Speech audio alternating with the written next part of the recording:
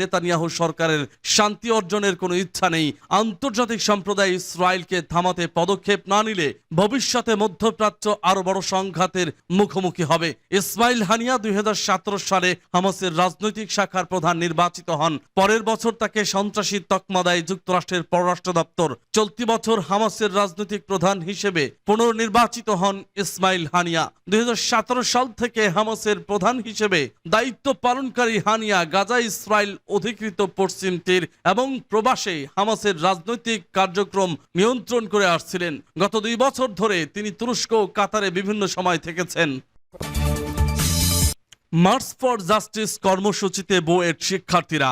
সারা দেশে ছাত্র জনতার উপর গণহত্যা, গণগ্রেপ্তার, হামলা, মামলা, গুম ও খুনের প্রতিবাদে বৈষম্য বিরোধী ছাত্র আন্দোলনের মার্চ ফর জাস্টিস কর্মসূচিতে যোগ দিয়েছেন বাংলাদেশ প্রকৌশল বিশ্ববিদ্যালয়ের সাধারণ শিক্ষার্থীরা। বুধবার দুপুর 1টার দিকে বুয়েট শিক্ষার্থীরা ক্যাম্পাসের প্রধান ফটক থেকে মিছিল নিয়ে বের হন। বুয়েট শিক্ষার্থীদের মিছিলটি কেন্দ্রীয় শহীদ মিনার দেওয়াল চত্বর হয়ে হাইকোর্ট এলাকায় অবাঞ্ছনরত অন্যান্য শিক্ষার্থীদের সঙ্গে জড়ো হন। এ মিছিলে বুয়েটের বিভিন্ন বিভাগের শিক্ষার্থীরা অংশ নিয়েছেন। এদিকে মার্চ ফর জাস্টিস কর্মসূচিতে যোগ দেন বাংলাদেশ প্রকৌশল বিশ্ববিদ্যালয়ের সাধারণ শিক্ষকরা। বুধবার দুপুর 12টায় বুয়েটের ক্যাফেটেরিয়া থেকে একটি বিক্ষোভ মিছিল শুরু হয়ে জাতীয় শহীদ মিনারে গিয়ে শেষ হয়। এ সময় শিক্ষকদের মাথায় লাল কাপড় বাঁধা ছিল।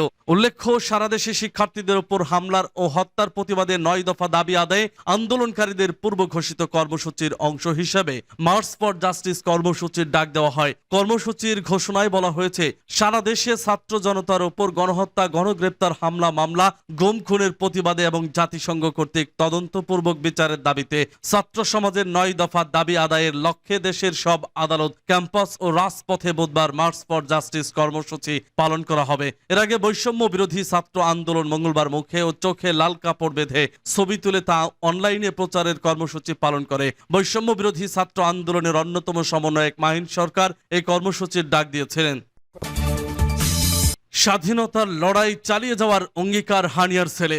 বাবা শহীদ হলেও স্বাধীনতার জন্য লড়াই চালিয়ে যাওয়ার অঙ্গীকার করেছেন ফিলিস্তিনের স্বাধীনতাকামী সশস্ত্র গোষ্ঠী হামাসের রাজনৈতিক প্রধান ইসমাইল হানিয়ার ছেলে আব্দুল সালাম হানিয়া। তার বাবার হত্যাকাণ্ড ইসরায়েলের বিরুদ্ধে ফিলিস্তিনিদের প্রতিরোধের অবসান ঘটাবে না বলেও মন্তব্য করেছেন তিনি।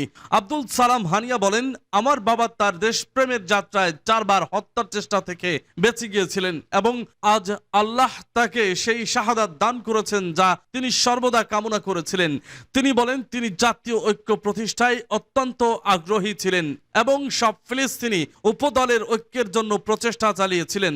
আমরা দৃঢ়ভাবে ঘোষণা করছি যে এই হত্যাকাণ্ড প্রতিরোধকে থামাতে পারবে না। স্বাধীনতা অর্জন না হওয়া পর্যন্ত লড়াই চলবে। মঙ্গলবার দিবাগত রাত 2টার দিকে ইসমাইল হানিয়াকে হত্যার ঘটনাটি ঘটে। হানিয়া ইরানের প্রেসিডেন্টের উদ্বোধনী অনুষ্ঠানে যোগদানের জন্য ইরান সফরে যান। তিনি তেহরানের উত্তরে একটি বাসভবনে অবস্থান করেছিলেন।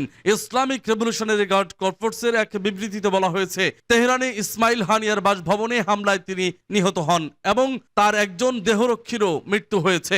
বিবৃতিতে আরো বলা হয়েছে, হামাস নেতার মৃত্যুতে ফিলিস্তিনের জনগণ, মুসলিম বিশ্ব এবং প্রতিরোধ ফ্রন্টের যোদ্ধাদের প্রতি সমবেদনা জানানো হয়েছে। এই ঘটনার আরো তদন্ত চলছে। সূত্র আল জাজিরা।